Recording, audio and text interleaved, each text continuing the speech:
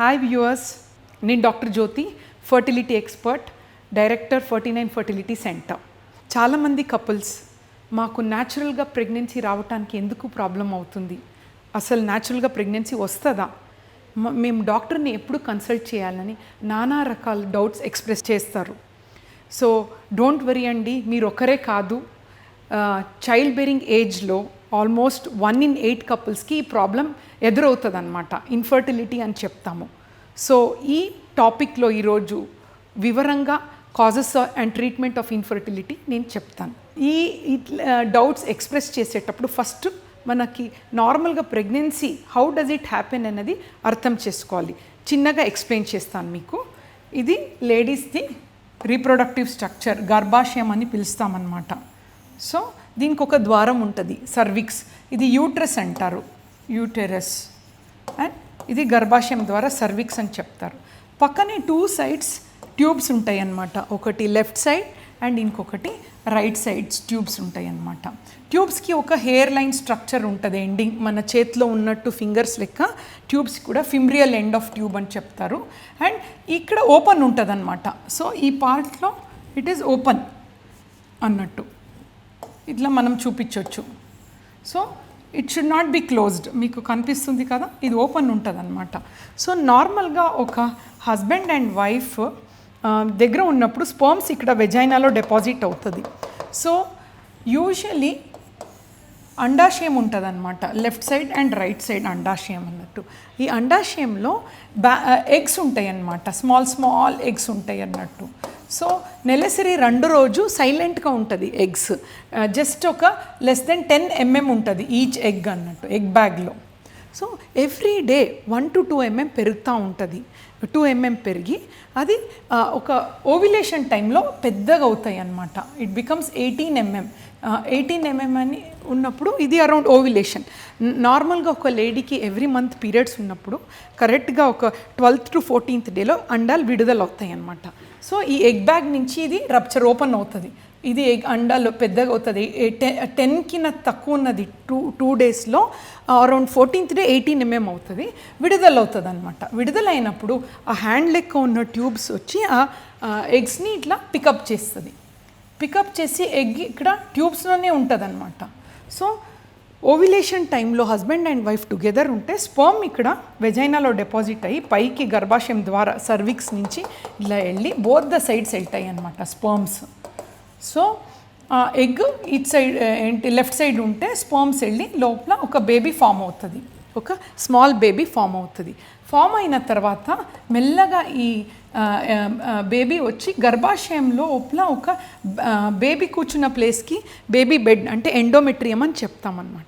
So ఈ baby అనేది వచ్చి గర్భాశయంలో ఇంప్లాంట్ అవుతుంది. ఇంప్లాంట్ అయ్యి మంచిగా పెరుగుతుంది అనమాట, 9 months పెరిగి డెలివరీ అవుతుంది అన్నట్టు. సో ఇది ఒక సర్కిల్ అనమాట. సో కొందరికి ప్రాబ్లమ్స్ ఉన్నప్పుడు, ప్రెగ్నెన్సీ అవటానికి ప్రాబ్లమ్స్ ఉన్నప్పుడు ఎక్కడ ప్రాబ్లం అనేది ఇప్పుడు మనం అర్థం చేసుకుంటాం. ఫస్ట్ మీరు అర్థం చేసుకోవాలి ఏంటంటే ఈ ఎగ్ బ్యాగ్లో ఎగ్స్ ఉండాలి. సో కొందరు లేడీస్ ఇప్పుడు ఆన్ ద హోల్ మనం డివైడ్ చేస్తే ఇన్ఫర్టిలిటీకి 4 important రీజన్స్ అనమాట.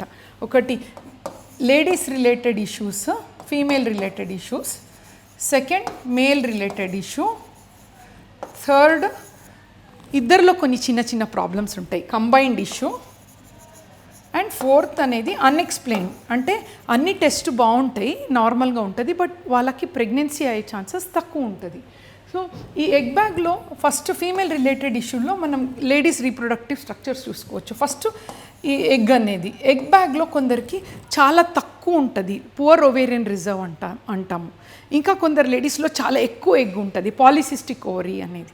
సో నార్మల్గా అరౌండ్ 6 to 8 eggs ఉండాలి బ్యాగ్లో. అది ఎగ్ బ్యాగ్లో 4కి తక్కువ ఉంటే తక్కువ ఎగ్స్, లో రిజర్వ్ అని చెప్తాము. ఎక్కువ ఎగ్స్ ఉంటే 12కి ఎక్కువ ఉంటే పాలిసిస్టిక్ ఓవరీస్ అని చెప్తామన్నమాట. సో ఇర్రెగ్యులర్గా సైకిల్స్ ఉంటుంది ఇటువంటి లేడీస్లో, నెలసరి కరెక్ట్గా ఉండకపోవచ్చు. సో కొంతవరకు మనకు అర్థమవుతుంది లేడీస్కి egg related, we call it as ovulation problems అన్నట్టు. కరెక్ట్ టైంకి ఎగ్ విడుదల అవ్వదు, సో అప్పుడు ప్రెగ్నెన్సీ ఛాన్సెస్ చాలా తక్కువ ఉంటాయి అన్నమాట. దట్ ఈస్ ఫస్ట్ రీజన్, అంటే ఓవిలేషన్ ప్రాబ్లమ్స్. సెకండ్, ఈ ట్యూబ్స్ అనేది కొందరు లేడీస్లో బ్లాక్ ఉంటాయి అన్నట్టు, ఇక్కడ ఫిమ్రియల్ ఎండ్లో బ్లాక్ ఉండొచ్చు, అప్పుడు ఎగ్ని పికప్ చేయటానికి ప్రాబ్లం. లేదంటే ఈ కార్నియల్ ఎండ్లో కూడా కొందరు బ్లాక్ ఉండొచ్చు, అప్పుడు స్పర్మ్ కూడా ఇక్కడ రావటానికి ప్రాబ్లం ఉంటాయి. సో ట్యూబల్ ఇష్యూస్ అని సెకండ్ రీజన్స్ చెప్తామన్నమాట. సో ఈ ట్యూబ్స్లో యూజువలీ ఇండియాలో రీజన్ లేడీస్కి ఎక్కువ ఇన్ఫెక్షన్స్ వల్ల ఉంటాయి. సో ఈ సిమ్టమ్స్ యూజువలీ కొందరికి వైట్ డిశ్చార్జ్ అవ్వటం, ప్రైవేట్ పార్ట్లో హిచ్చింగ్ ఉండటం, ఇవన్నీ కామన్గా మనం చూస్తాం కదా. అండ్ ట్యూబర్క్యులోసిస్ కూడా ఒక ఇంపార్టెంట్ రీజన్ ఇండియాలో. సో ఇది second tube related issue. Third, గర్భాశయం లైనింగ్, బేబీ అతుక్కోవాలి కదా, అక్కడ చాలా ఇంపార్టెంట్. కొందరు లేడీస్లో ఇన్ఫెక్షన్ అయ్యి గర్భాశయం సాఫ్ట్గా ఉండాలి, బేబీ బెడ్ అనమాట, అంటే ఒక బేబీ కూర్చోటానికి ఎండోమెట్రియం అంటాము. ఇది అరౌండ్ 7 mm ఉండాలి, ప్లస్ ట్రిపుల్ లైన్ అని చెప్తాం, 3 లైన్ ప్యాటర్న్ ఉంటుంది. అది కరెక్ట్గా బేబీకి ఇంప్లాంటేషన్ అయ్యే ఛాన్సెస్ ఎక్కువ ఉంటాయి అన్నమాట. సో ఇటువంటి అయినా సిచ్యుయేషన్, ఎండోమెట్రియంలో ఎటువంటి అయినా ప్రాబ్లం ఉందనుకోండి, అది తిన్ను ఉండటం కానీ, దానిలో గడ్డలు ఉండటం, పాలిప్ ఉంటుంది, ఇప్పుడు బేబీ కూర్చోటానికి ఇబ్బంది. We call it a seed and soil అనమాట. సీడ్ అంటే లేడీది ఎగ్ ప్లస్ హస్బెండ్ స్పర్మ్ కలిస్తే ఒక బేబీ ఫామ్ అవుతుంది. సాయిల్ ఈజ్ గర్భాశయం లైనింగ్, అప్పుడు లైఫ్ వస్తుంది అనమాట, ఇంప్లాంటేషన్. సో ఈ కండిషన్స్లో కూడా సో యూట్రైన్ ఇష్యూస్ అని చెప్తాము. ఇంకా కొందరు లేడీస్లో ఉత్తి బేబీ బెడ్డే కాకుండా గర్భాశయంలో కొన్ని గడ్డలు ఉంటాయి, ఫైబ్రాయిడ్ అని చెప్తాము. కొందరిలో గట్టిగా ఉంటాయి గర్భాశయం, అడినోమయోసిస్ అని చెప్తారు. సో ఇటువంటి అండ్ ఇంకొక కొన్ని కండిషన్లో పొర ఉంటుంది మధ్యలో గర్భాశయంలో, సో బేబీ పెరగటానికి స్థలం ఉండదు, సెప్టమ్ అని చెప్తాం. So these are uterus related issue అనమాట. థర్డ్. ఫోర్త్, సర్వైకల్, ఇది ద్వారం ఉంటుంది కదా గర్భాశయంలో, కొందరికి ఏదైనా ఇన్ఫెక్షన్ కానీ అబ్స్ట్రక్షన్ ఉంటే సర్వైకల్ రిలేటెడ్ ప్రాబ్లమ్స్ అని చెప్తాం జనరల్గా.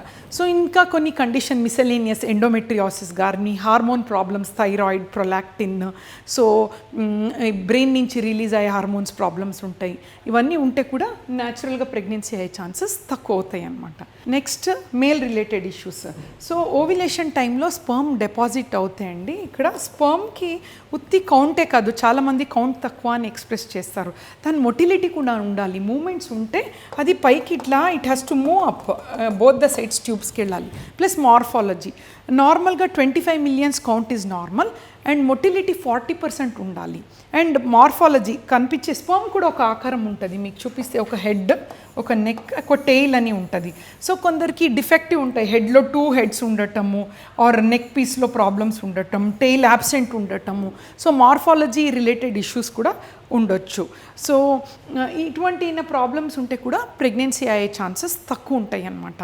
సో ఫర్టిలైజేషన్ టైంలో యూజువల్గా ఒక ఎగ్ బయటకు వచ్చినప్పుడు 24 to 36 hours ఉంటుంది అనమాట. అండ్ స్పర్మ్స్ ఒక బాడీలో వెజైనాలో యూజువలీ హ్యూమన్ రిప్రొడక్టివ్ ఆర్గన్లో 5 days వరకు దాని లైఫ్ స్పాన్ అనమాట. సో ఫర్టైల్ డేస్ అనేది మేము క్యాల్కులేట్ చేస్తాం. Usually 8th to 18th day ఉంటుంది నార్మల్గా, ఒక మంత్లీ వచ్చే సైకిల్లో 8th to 18th day ఆ టైంలో ప్రెగ్నెన్సీ ప్లాన్ చేసేవాళ్ళు ఆ టైంలో ప్లాన్స్ చేసుకోవటానికి మంచిదన్నమాట. సో ప్రెగ్నెన్సీ వద్దంటే అదర్ డేస్ ప్లాన్ చేసుకోవచ్చు అన్నట్టు. So this is called as fertile period calendar method అని. అండ్ థర్డ్ రీజన్స్ కంబైన్డ్, ఇద్దరిలో చిన్న ప్రాబ్లమ్స్, కొందరికి పెళ్ళి అయిన తర్వాత కూడా కలవటానికి ఇష్యూస్ ఉంటాయి అన్నమాట, సెక్షువల్ డిజార్డర్స్ అని చెప్తాము. And fourth, unexplained infertility. So unexplained అంటే చాలామందికి ఏ డాక్టర్ దగ్గర అయితే కూడా all the doctors will tell me reports చాలా ఫంటాస్టిక్గా ఉంది, ఎగ్స్ ఆర్ నైస్, ఎగ్ బ్యాగ్లో ఒక 6 to 8 eggs ఉన్నాయి, ట్యూబ్స్ కూడా ఓపెన్ ఉంది, స్పర్మ్స్లో కూడా అంత నార్మల్ ఉంది, but still we are not conceiving అని చెప్తారు. So this is called unexplained infertility. ఉంటారు అరౌండ్ 12 to 15% ఈ ప్రాబ్లమ్స్తో ఉంటారనమాట. సో బేసికలీ మైనర్ డీటెయిల్స్లో ప్రాబ్లమ్స్ ఉండొచ్చు. Otherwise what they say is fecundity per cycle, అంటే ఒక కపుల్కి ఒక్క సైకిల్లోనే ప్రెగ్నెంట్ అయ్యే కెపాసిటీ అంటే పేరెంట్స్ అయ్యే కెపాసిటీ ఈజ్ జనరల్లీ 15-20% అనమాట. సో గైడ్లైన్స్ ప్రకారం ఒక కపుల్స్ ప్లాన్ చేసుకుంటే ఫస్ట్ ఇయర్లో 85%కి ప్రెగ్నెన్సీ అయిపోతుందండి, ఏమీ కాంట్రసెప్షన్ వాడలేదంటే. So then we will try and see అన్ఎక్స్ప్లెయిన్లో ఇంకా ఏదైనా ఐడెంటిఫైడ్ రీజన్స్ ఉన్నాయా. Sometimes we won't even know the reasons, దానికి తగిన ట్రీట్మెంట్ కూడా ఉంటాయి అన్నమాట. So medical field has gone so much of advanced అండి. సో మీరు డాక్టర్ దగ్గర వెళ్ళే ముందు ఒక బేసిక్ ఐడియా మీకు ఎటువంటి అయినా ప్రాబ్లం ఉంది అని అంటే అర్థం చేసుకుంటే ఈవెన్ ద ట్రీటింగ్ డాక్టర్కి ఇట్ బికమ్స్ వెరీ ఈజీ అనమాట. So this is about the causes of infertility. ఇంకా నేను అదర్ నెక్స్ట్ వీడియోస్లో ట్రీట్మెంట్ గురించి డీటెయిల్గా ఎక్స్ప్లెయిన్ చేస్తాను. Thank you.